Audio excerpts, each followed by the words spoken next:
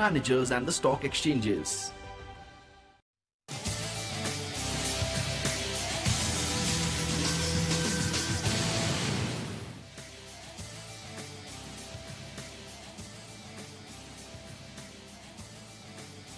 નમસ્કાર, સીએનબીસી બજારમાં આપનું સ્વાગત છે અને આરબીઆઈ ક્રેડિટ પોલિસીની ખાસ રજૂઆતમાં હું નિશા આપનું સ્વાગત કરું છું. ત્યારે તમે જો હાલમાં જે ક્રેડિટ પોલિસી આવી એમાં રેટમાં કોઈ જ બદલાવ કરવામાં નથી આવ્યો, પણ હા, ઇન્ફ્લેશનનું અનુમાન પર નજર રાખજો. જીડીપીનું અનુમાનમાં થોડો બદલાવ કરવામાં આવ્યો છે.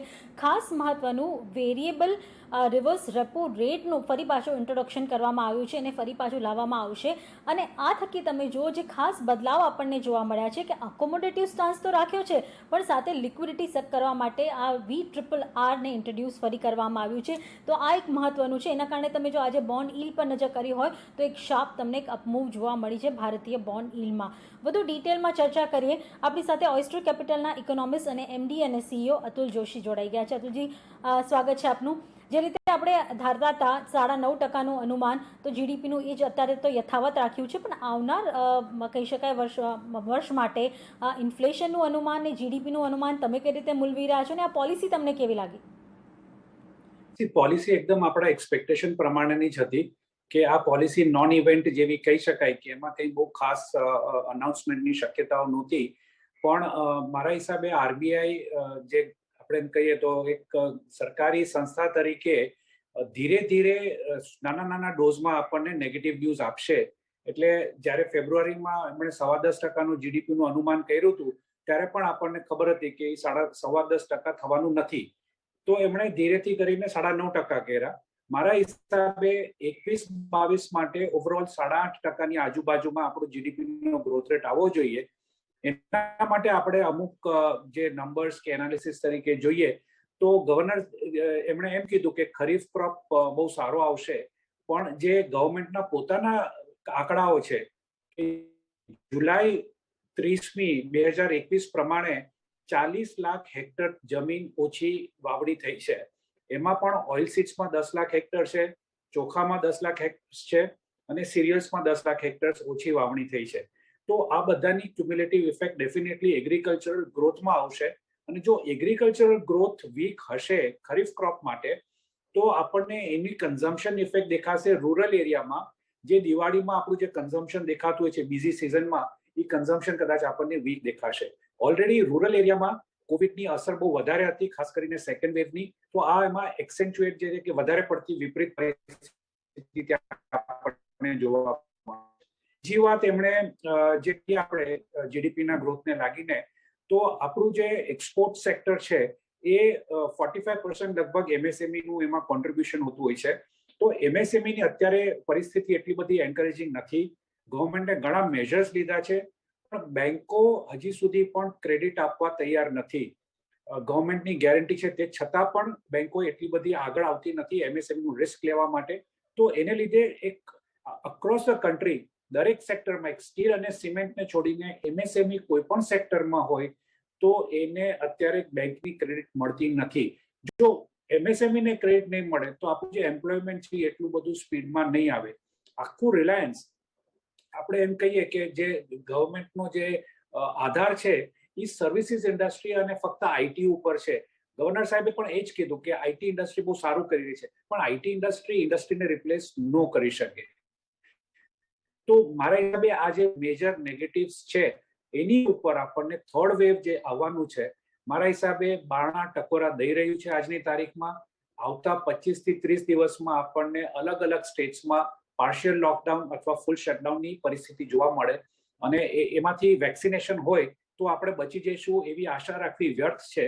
કારણ કે યુકેમાં જે નવા કેસીસ આવી રહ્યા છે એમાંથી 65% લોકો એવા છે કે જેમણે ડબલ વેક્સિનેશન થઈ ચૂક્યું છે. તો એ આશા રાખવી વ્યર્થ છે. પણ જો લોકડાઉન આવે તો એના પછી જે નેક્સ્ટ પોલિસી આપણી આવવાની છે એમાં ડેફિનેટલી ગવર્નર સાહેબ ધીરે ધીરે કરીને 9.25%, 9%ની વચમાં એવા જીડીપીના આંકડાઓ આપતા દેખાશે. ઇન્ફ્લેશનની આપણે વાત કરીએ તો ડેફિનેટલી એક થોડુંક કન્સર્ન મને હતું. મારું એક્સપેક્ટેશન એમ હતું કે 30-35 બેઝિસ પોઈન્ટનો આપણને વધારો દેખાશે. 5.1 છે એને બદલે 5.4 કે 5.45 જેટલું ઇન્ફ્લેશન આવશે. પણ એમણે જમ્પ બહુ સ્ટીપ માર્યો છે, 60 બેઝિસ પોઈન્ટથી વધારી અને 5.7% કર્યું છે.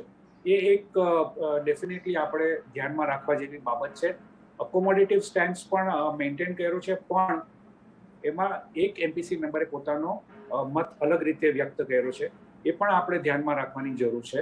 બીજા જે એમણે પગલાઓ લીધા છે લિક્વિડિટીને લાગીને, એ બધા ઇન્ડિકેશન આપે છે કે ધીરે ધીરે ઇન્ફ્લેશન વધવાનું છે.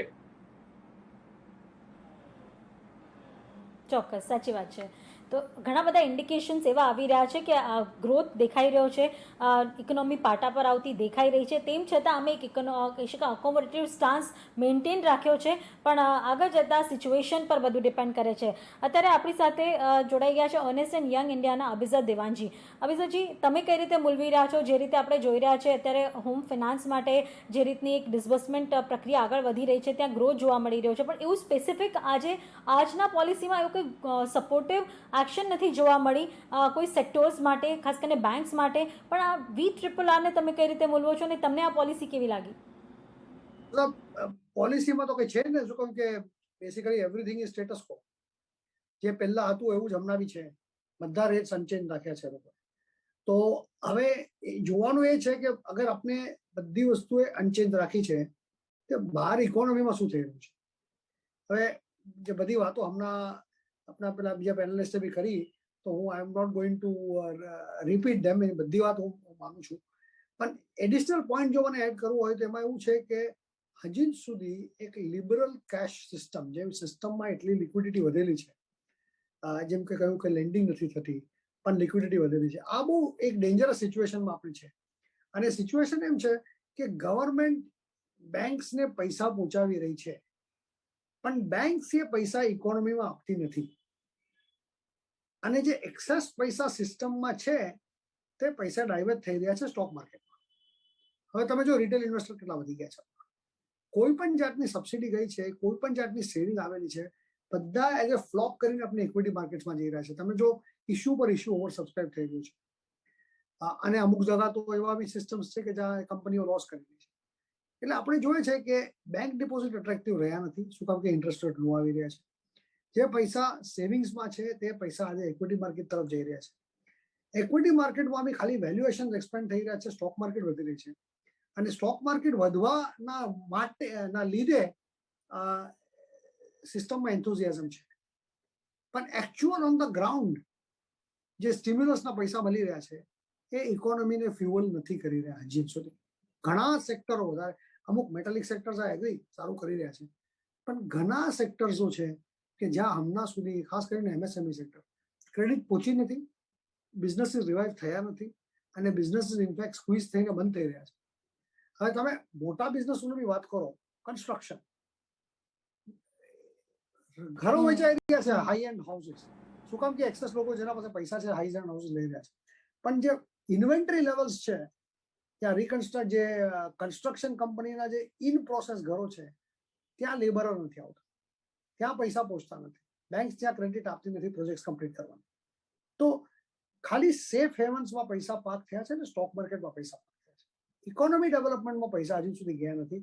અને government should focus on channelizing money. એમ કે પૈસા જે આપણે કર્યા છે હવે જશે કા. તો ગઈકાલે સોચી રહ્યો હતો કે ભાઈ આપણે મોનેટરી પોલિસીનું કેનાથી સૌથી ઇઝી કમ્પેરિઝન કરાય. તો હમણાં E-રૂપી કરીને આવ્યું છે, ગવર્મેન્ટે કાઢ્યું છે E-રૂપી. E-રૂપી પ્રીપેડ વાઉચર છે બેસિકલી.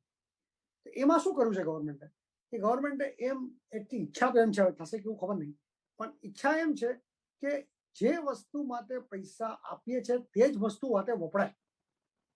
તો એ કોન્સેપ્ટ આપણે ઇકોનોમીમાં લાવવું જરૂરી છે મારા હિસાબે.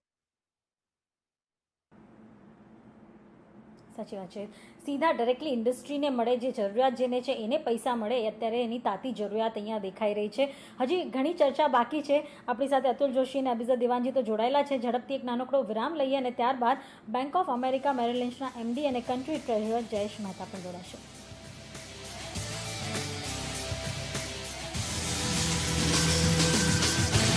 Krasna Diagnostics Limited, one of the largest differentiated diagnostic service providers with the largest presence in the public-private partnership space in India, now makes a public issue of equity shares of face value of ₹5 each for cash at a premium. The 100% book built issue is being offered in a price band of 933 to 954 rupees per equity share. Opens on August 4th, closes on August 6th, 2021. Investors should read the red herring prospectus carefully before making an investment decision. When we get 3.2 crore average unique visitors every month, when we have over 8 lakh vehicles listed for auction, clearly there is only one gear we know.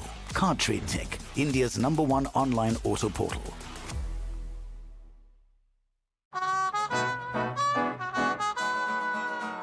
बार बार देखो, हजार बार देखो, ये देखने की चीज है, हमारा दिलरुबा ताली हो,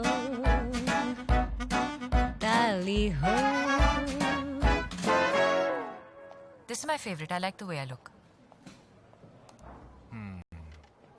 I like this. Your wall looks amazing in this one. The wall. Yeah.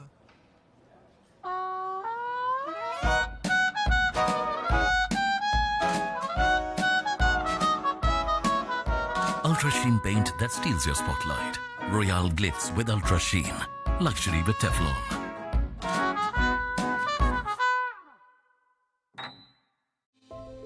Devyani International Limited. Initial public offer of equity shares of face value of ₹1 each through the book building process in a price band of ₹86 to ₹90 per equity share. Bid offer opens on August 4th and closes on August 6, 2021.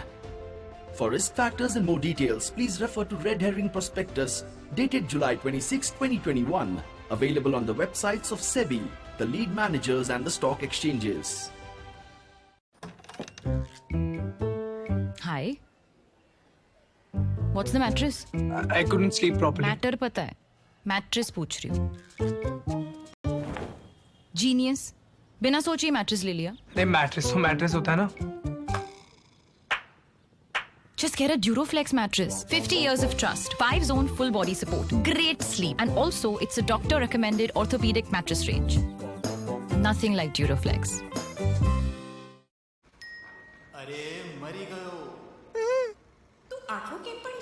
આ વખતે શું કર્યું? શેર્સમાં trading. તને શું 5 પૈસા ખબર નથી?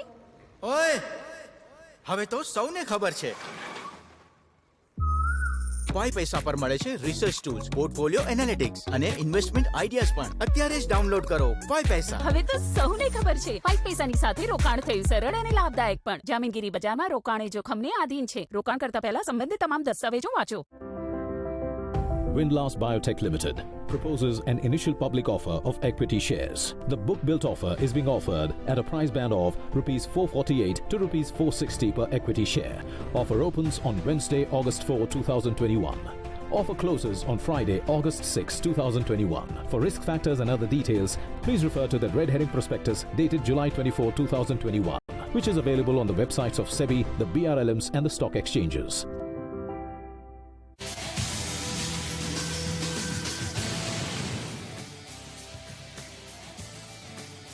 વિરામ બાદ સ્વાગત છે આપણી સાથે બેંક ઓફ અમેરિકા મેરિલ લિંચના એમડી અને કન્ટ્રી ટ્રેઝરર જયેશ મહેતા પણ જોડાઈ ગયા છે અને સાથે જ અતુલ જોશી અને અભિઝત દિવાનજી આપણી સાથે જોડાયેલા છે. તો આ ક્રેડિટ પોલિસી જયેશજી આપને કેવી લાગી? આપણા જે અનુમાન હતા એમપીસીના આગળ આપણે જે ચર્ચા કરી હતી એના મુજબ જ છે, પણ જે VRRRનું ફરી પાછું ઇન્ટ્રોડક્શન આપ્યું છે અને એના થકી તમે જો જે ખાસ કરીને લિક્વિડિટી સક કરવા માટેના પ્રયત્નો થઈ રહ્યા છે, કેટલા કારગર નીવડશે અને અકોમોડેટિવ સ્ટાન્સ સાથે આપવું આ થોડું કન્ફ્યુઝન છે. બેઝિકલી પોલિસી પછી દેર આર પીપલ, લોકોના વ્યૂ સ્પ્લિટ થઈ ગયા છે કે બેક ટુ નોર્મલાઇઝેશન છે, એકોમોડેટિવ સ્ટાન્સ નીકળી રહ્યું છે, એક પર્સનનું ડિસેન્ટ છે. બટ મારા પર્સનલ વ્યૂ પ્રમાણે કંઈ ચેન્જ નથી થયું. જે પોલિસી લાસ્ટ ટાઈમ હતી સેમ છે. આપણે જોઈએ તો એક ડિસેન્ટ છે ઓન ધ એકોમોડેટિવ સ્ટેન્ડ. એ ડિસેન્ટ લાસ્ટ યર બી હતું. લાસ્ટ યર જ્યારે ગવર્નરે કીધેલું આખા વર્ષ માટે એકોમોડેટિવ રહેશે એનાઉન્સ કરેલું, ત્યારે એમને ડિસેન્ટ લીધેલું. તો એ જ પર્સને ડૉક્ટર વર્માએ આ વખતે બી dissent on the accommodative stance આપ્યું છે. As far as the policy rate being unchange એ યુનેનિમસ હતું. ઇન્ફ્લેશનને કારણે અહીંયા આગળ લોકોને લાગે છે કે નોર્મલાઇઝેશન પર આપણે ક્વિકલી જઈશું. ગવર્નર એકદમ બહુ જ એપ્રોપ્રિએટલી ક્લિયર કટ છે કે growth is the main focus at this juncture. Inflation is demand side inflation nathi, it is more supply side issue. એમનો particularly એક word on the growth also is whether third wave or not, but at this juncture it is nascent, hesitant and recovery. Basically nascent, hesitant recovery is what governor repeated twice, and that is the reality. So at this juncture એમને કોઈ મારા view પ્રમાણે એમને કોઈ ઈચ્છા નથી to disturb this. On VRR, liquidity is expected to come into the system till March, and that will also give the room for GSAP, OMO and other things. અને આ VRR જે હતું એ 2 લાખ કરોડ એક્સ્ટ્રા કરવાનું હતું. ઇનફેક્ટ માર્કેટ જોડે discuss બી કરેલું હતું, અને instead of doing one go on a calibrated 50,000 every fortnight, એવી રીતના ઇન્ક્રીઝ કર્યું છે. તો એનાથી કાંઈ ફરક ના પડવો જોઈએ. અને એનું કોમ્યુનિકેશન જે જાન્યુઆરીમાં જ્યારે આપણે VRR ઇન્ટ્રોડ્યુસ કરેલું ત્યારે પીપલ ફેલ કોમ્યુનિકેશન બરાબર નહોતું. I think governor was very clear that this should not be viewed as normalization. I think હજી એકાદ બે વાર maybe હમણાં ઇન્ટરવ્યુમાં બી કહેશે પ્રેસ મિટિંગમાં. So I think but market ને જે માનવું હશે એ જ માનશે. So you know, at this juncture there are people who think that this is back to normalization. I don't think so.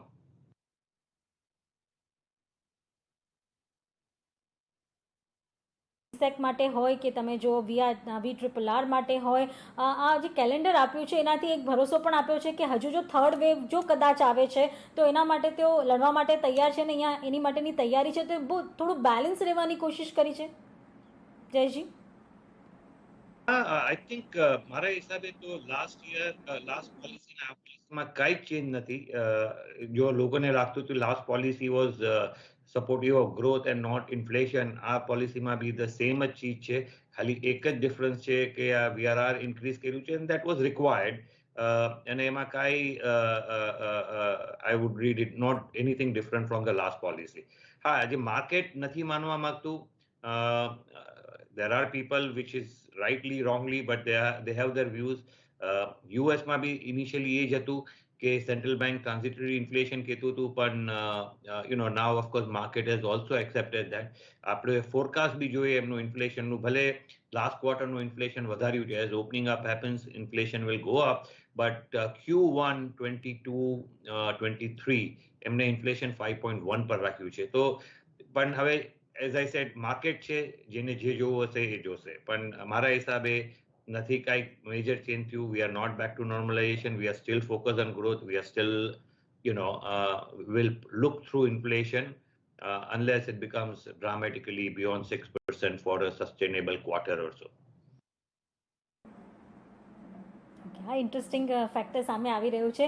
ઝડપથી એક નાનકડો વિરામ લઈએ ને ત્યારબાદ NBFCs માટે શું આગળ કરવાની જરૂર છે, અને જે કોમ્યુનિટી પર ખાસ કરીને RBI ગવર્નર પર ધ્યાન આપી રહ્યા છે એના પર ડિટેલમાં ચર્ચા કરીશું એક નાનકડા વિરામ બાદ.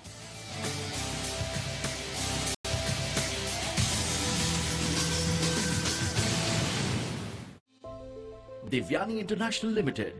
Initial public offer of equity shares of face value of ₹1 each through the book building process in a price band of ₹86 to ₹90 per equity share. Bid offer opens on August 4th and closes on August 6, 2021. For risk factors and more details, please refer to Red Herring Prospectus dated July 26, 2021, available on the websites of SEBI, the lead managers and the stock exchanges.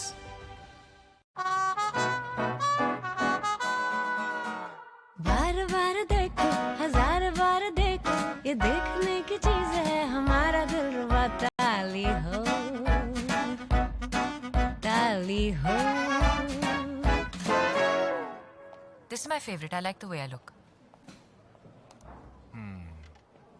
I like this. Your wall looks amazing in this one. The wall. Yeah.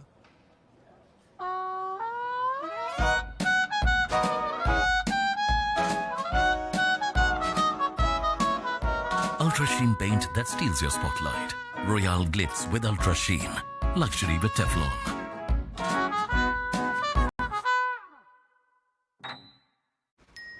અરે મરી ગયો. તું આટલો કેમ પડી શકે? આ વખતે શું કર્યું? શેર્સમાં ટ્રેડિંગ. તને શું 5 પૈસા ખબર નથી? ઓય, હવે તો સૌને ખબર છે.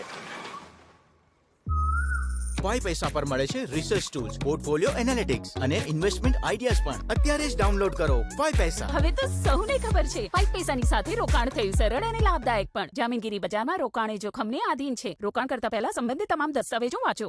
When we get 3.2 crore average unique visitors every month, when we have over 8 lakh vehicles listed for auction, clearly there is only one gear we know. Car Trade Tech, India's #1 online auto portal.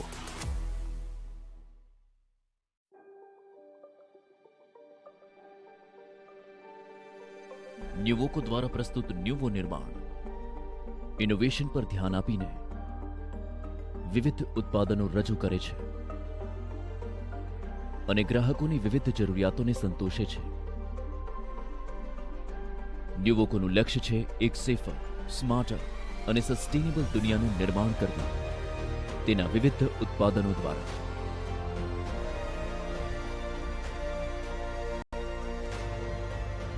જેમાં છે cement, modern building materials અને રેડીમિક્સ concrete. નૂતન એટલે Nuvo નિર્માણ. New is ન્યુવોકો.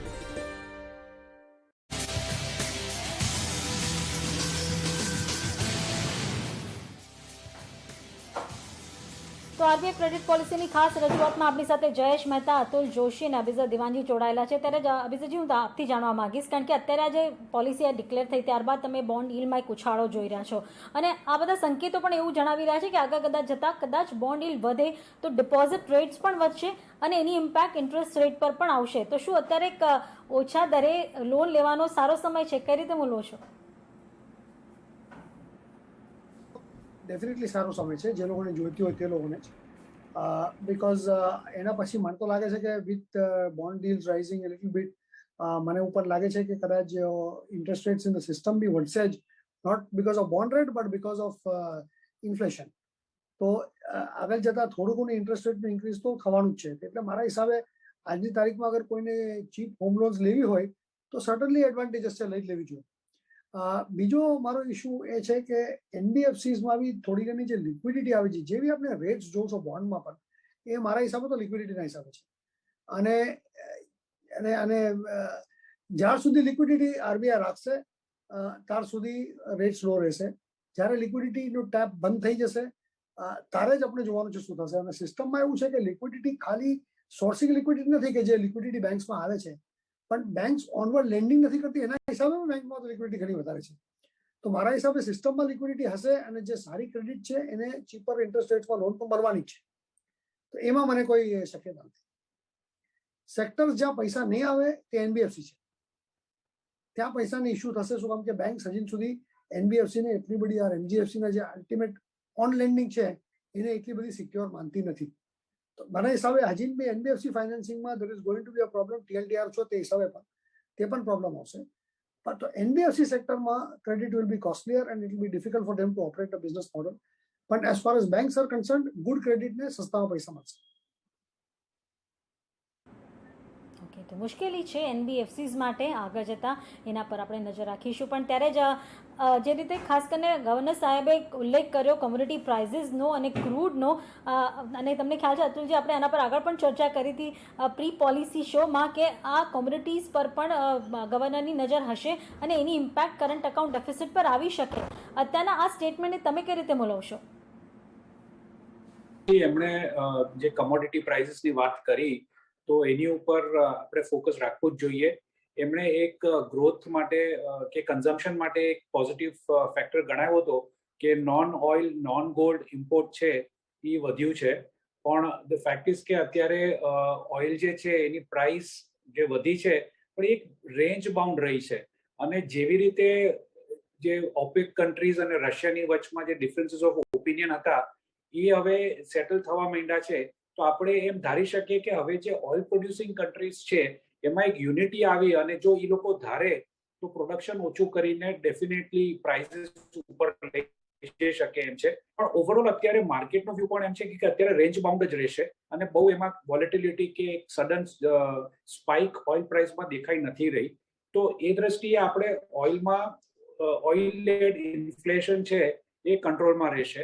As far as આપણું જે import data આપણે જોઈએ તો આ વખતનો જે ઇમ્પોર્ટ ડેટા છે એને આપણે 19-20 સાથે કમ્પેર કરીએ ગયા વર્ષે ઓલમોસ્ટ બંધ હતું, Q1માં નેશનલ લોકડાઉન હતું. આપણે ગયા વર્ષ કરતા 20-21 ને બદલે 19-20 સાથે આપણે જો કમ્પેર કરીએ તો ઇમ્પોર્ટમાં આપણને 3% ઘટાડો દેખાઈ રહ્યો છે અને એક્સપોર્ટમાં આપણને 11% વધારો દેખાઈ રહ્યો છે. એટલે બેઝિકલી જે આપણે કેપિટલ ઇમ્પોર્ટ કરતા હતા એ ઘણું ઓછું થઈ ગયું છે અને એને લીધે મારા હિસાબે ઇકોનોમિક એક્ટિવિટીમાં એક આમ કહીએ કે એક ઇન્ડિકેશન છે કે અંડરલાઈન એટલું બધું સ્ટ્રેન્થ નથી. અને જે ગવર્નર સાહેબ પોતે એડમિટ કર્યું છે કે નંબર સારા છે, હેડલાઇન નંબર સારા છે, પણ અંડરલાઈન વીકનેસ હજી પણ છે જ. તો મારા હિસાબે કરંટ અકાઉન્ટ ડેફિસિટ ડેફિનેટલી આપણે એના પર ધ્યાન રાખવું જોઈએ. કમોડિટી પ્રાઇસીસ ખાસ કરીને ક્રૂડની ઉપર ધ્યાન રાખવું જોઈએ. અને જો આપણે ઇલેક્ટ્રોનિક વ્હીકલ્સની ઉપર આટલું બધું ફોકસ કરીએ છીએ તો લિથિયમ છે એનું ઇમ્પોર્ટ સડનલી આપણને બહુ જ વધતું દેખાશે અને લિથિયમ રેર કમોડિટીમાં આવી જાય છે. 2 કે 3 જ કન્ટ્રીઝની પાસે એનું પ્રોડક્શન છે, પેરુ, આર્જેન્ટિના, ઓસ્ટ્રેલિયા, એવી રીતે. તો એક આપણને ઓઇલ ઓછું કદાચ કન્ઝ્યુમ થાય તો લિથિયમનું આપણું ઇમ્પોર્ટ વધી જશે. તો બેલેન્સિંગ આઉટ થઈ જ જવાનું છે. ઓવરઓલ કરંટ અકાઉન્ટ ડેફિસિટ અને ફોરેન કરન્સીની આપણી જે સિચ્યુએશન છે એ કરન્સી મેનેજમેન્ટ ઉપર આરબીઆઈની અસર જોવા દેખાશે. ક્વિકલી જાણવા માંગી જયજી આપ તરફથી, કારણ કે થર્ડ વેવની ચિંતા ગ્લોબલી તો દેખાઈ જ રહી છે, સાથે ગવર્નર સાહેબે પણ એનો ઉલ્લેખ કર્યો છે. તો એવી અપેક્ષા રાખવી કે આગળ જતા પોલિસી પહેલા પણ અગર કોઈ જરૂરત પડી તો આરબીઆઈ પગલાં લઈ શકે. મને ખબર નથી, પણ ઓફકોર્સ આફ્ટર સેકન્ડ વેવ પછી તમારે કોશિયસ તો રહેવું જ પડશે. અને જો થર્ડ વેવ થયું તો ખબર નથી શું કરવું પડશે, પણ ઘણું બધું કરવું પડશે સિસ્ટમને સપોર્ટ કરવા માટે.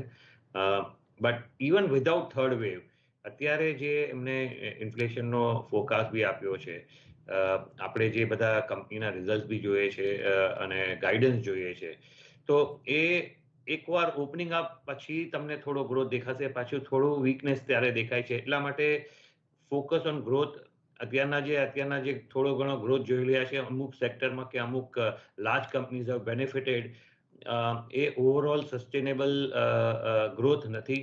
અને that's why the focus will be on growth. અને at this juncture I don't think we can do much, but definitely the third wave આવ્યું તો not only India, all the global central banks will have to do something very dramatic.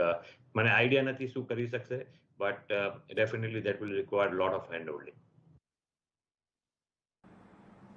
તો એમ conclusion કહી શકાય કે RBI credit પોલિસીમાં તો change તો કાંઈ નથી થયું, પણ હા જે ઇન્ટ્રોડક્શન થયું VRRRનું એટલે કે વેરિયેબલ રિવર્સ રેપો રેટનું, એ લિક્વિડિટીને થોડું મેન્ટેન કરવા માટે થયું છે. પણ હજુ થર્ડ વેવથી બધાને ડર છે, બધાને જ અનપ્રિડિક્ટેડ છે કે કઈ રીતનું સિચ્યુએશન આગળ જોવા મળશે. એટલે સ્ટાન્સ અકોમોડેટિવ રહ્યો છે. અને જે રીતે આપણા નિષ્ણાતોએ કીધું કે હા NBFCsમાં સ્ટ્રેસ છે, ત્યાં ખાસ ધ્યાન રાખવાની જરૂર છે અને આગળ જતાં જો જરૂર પડી તો પગલાં પણ કદાચ લેવાની જરૂર પડી શકે. પણ આ બધું ડિપેન્ડ રહે છે આગળની ઇકોનોમિક સિચ્યુએશન પર. અત્યારે તો ઇકોનોમી પાટા પર આવતી દેખાઈ રહી છે, પણ આ સસ્ટેન થવી જરૂરી છે. ત્યારે જ આપ સૌ નિષ્ણાતોનો, ખાસ કરીને જયેશજી, અતુલજી અને અભિષેકજી, આપ સૌનો ખૂબ ખૂબ આભાર. સમય ફાળવી અમારી સાથે આ ચર્ચામાં જોડાયા, તમારા વ્યૂઝ અમારા દર્શકો સુધી પહોંચાડ્યા તે બદલ ખૂબ ખૂબ આભાર સર. તો હાલ પૂરતું આટલું જ. વધુ અપડેટ માટે જોતા રહો CNBC બજાર. નમસ્કાર.